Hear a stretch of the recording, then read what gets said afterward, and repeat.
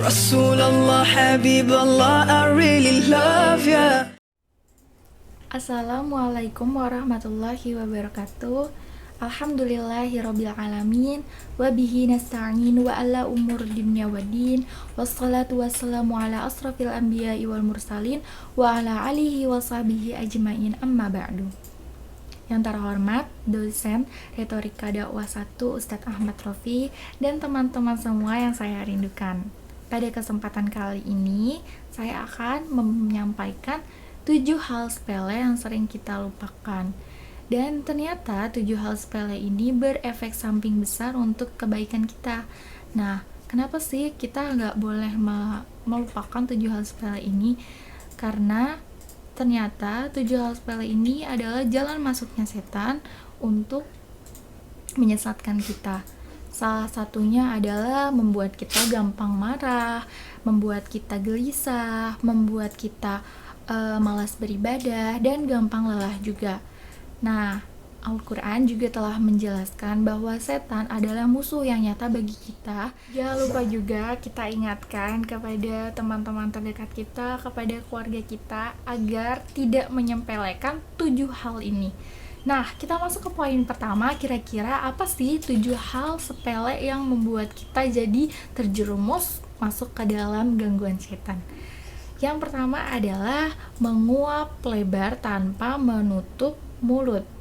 Kayaknya sering banget deh ya kalau nguap, karena nguap kan hal yang wajar banget dan hal yang ilmiah sekali bagi kita manusia. Nah, kadang kita juga refleks menguap tanpa menutup mulut, tapi kita bisa juga membiasakan diri untuk setiap menguap lalu menutup mulut kita. Ya, jadi di sini ada hadisnya. Rasulullah bersabda, menguap berasal dari setan. Maka jika salah seorang di antara kalian menguap, hendaklah ia menahan sebisa mungkin. Hadis riwayat Muslim. Dan Rasulullah bersabda lagi, apabila salah seorang di antara kalian menguap, hendaklah menutup mulut dengan tangannya, karena setan akan masuk ke dalam mulut yang terbuka. Hadis riwayat Muslim dan Abu Daud. Serem banget ya, ternyata setan bisa masuk ketika kita nguap. Itu hal sepele banget kayaknya bagi kita, tapi karena kita udah tahu, sekarang kita nggak boleh menyepelekannya. Oke, masuk ke poin kedua, yaitu makan dan minum tanpa membaca basmalah. Nah, kalau membaca basmalahnya gimana, kita nggak sengaja nih lupa di tengah-tengah makan atau di akhir makan, kita bisa baca bismillahi awalu wal akhiru, tapi sebaik mungkin untuk di awal kita baca bismillah. Dan di sini juga ada hadisnya juga. Rasulullah Shallallahu Alaihi Wasallam bersabda, sungguh setan menghalalkan makanan yang tidak disebutkan nama Allah padanya. Hadis riwayat Abu Daud. Nah, yang ketiga adalah makan dan minum dengan tangan kiri. Kayaknya ini saudaraan banget ya. Udah nggak baca basmalah, terus makan minumnya pakai tangan kiri juga. Nah, Rasulullah Shallallahu Alaihi Wasallam bersabda juga, jika seseorang dari kalian makan dengan tangan kanannya, jika minum, minumlah dengan tangan kanannya, karena setan makan dan minum dengan tangan kirinya. Hadis riwayat Muslim. Poin keempat adalah memakai segala sesuatu dengan bagian tubuh kanan. Jadi ini biasakan habits ketika kita jadi ibu, kita biasakan pada anak kita. Ketika kita sudah dewasa dan kita punya kebiasaan kayak menggunakan tangan kiri, kita juga bisa merubahnya ketika kita sudah tahu ini ya. Nah, Rasulullah Shallallahu Alaihi Wasallam bersabda, membiasakan diri mendahulukan yang kanan pada saat memakai sendal, menyisir, bersuci, dan setiap urusannya. Hadis riwayat Al-Bukhari. Jadi sebaik mungkin kita biasakan kalau dahulukan dengan menggunakan dengan mendahulukan bagian sebelah kanan. Lalu di poin kelima yaitu mengibaskan tempat tidur sebelum menggunakannya. Nah, seringkali kalau kita capek dari berpergian, terus kita ke rumah, kita langsung tidur aja tanpa kita tahu kalau misalkan kita nggak pernah tahu kan di atas kasur kita itu siapa yang menidurinya. Nah, ternyata ini juga ada hadisnya. Dalam hadis Rasulullah Shallallahu Alaihi Wasallam bersabda, apabila salah seorang dari kalian hendak berbaring di tempat tidurnya, hendaklah ia mengibas-ngibaskan tempat tidurnya dengan sarung, karena ia tidak mengetahui apa yang terjadi di tempat tidurnya setelah ditinggalkan sebelumnya. Hadis riwayat Al-Bukhari dan Muslim.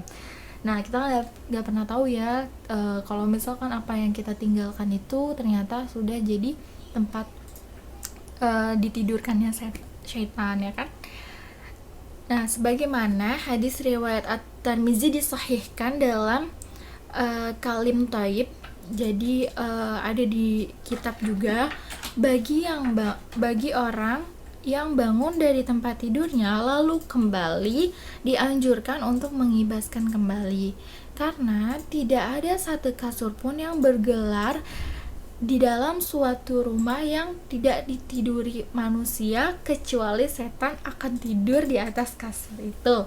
Ini dari Akumal Marjan fi Makamil Jan halaman 15. Nah, jadi jelas banget tidak ada satupun kalau misalkan kasur yang tergelar di rumah tanpa ditiduri manusia kecuali setan meniduri di atasnya.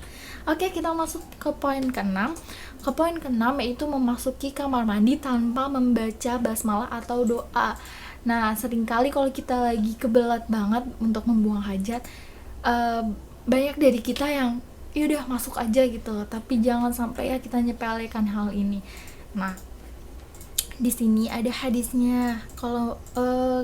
Kalau misalkan kita masuklah ke dalam kamar kecil dengan mendahulukan kaki kiri, lalu keluar dengan mendahulukan kaki kanan, dan jangan lupa doanya Allahumma inni a'udzubika minal khubusi wal khaba'is, yang artinya ya Allah, aku berlindung kepada setan laki-laki dan setan perempuan. Hadis riwayat Al-Bukhari dan Muslim. Oke, poin ke-7 adalah membuang kotoran sembarangan. Nah, kotoran yang dimaksud di sini baik buang air kecil atau buang air besar, atau juga kotoran kayak darah, atau kalau kita sebagai perempuan biasa ya darah haid, bekas softtek, atau darah bekas bekam. Nah, di sini juga Rasulullah Shallallahu Alaihi Wasallam bersabda, takutlah dua perbuatan terkutuk. Para sahabat bertanya, apakah dua perbuatan itu wahai Rasulullah? Rasulullah menjawab, orang yang membuang air besar di jalan tempat orang banyak melintas, atau di tempat mereka berteduh seperti di bawah pohon. Hadis riwayat Muslim. Ada dua hadis di sini. Yang kedua adalah janganlah buang air di lubang hewan, di jalan tempat orang lewat, di tempat berteduh, di sumber air, di tempat pemandian, di bawah pohon yang sedang berbuah, dan air yang mengalir ke arah orang-orang yang mandi atau mencuci. Hadis riwayat Muslim dan At-Tirmizi. Wah, ternyata 7 hal sepele ini seringkali kita temui di dalam kehidupan kita. Semoga Allah mengampuni hal-hal yang kita lupakan, dan kita sebagai manusia yang mestinya saling mengingatkan untuk tidak melupakan 7 hal sepele ini. Wallahu a'lam bishawab. Sekian dari saya, semoga bermanfaat. Wassalamualaikum warahmatullahi wabarakatuh. Rasulullah, Habiballah, peace be upon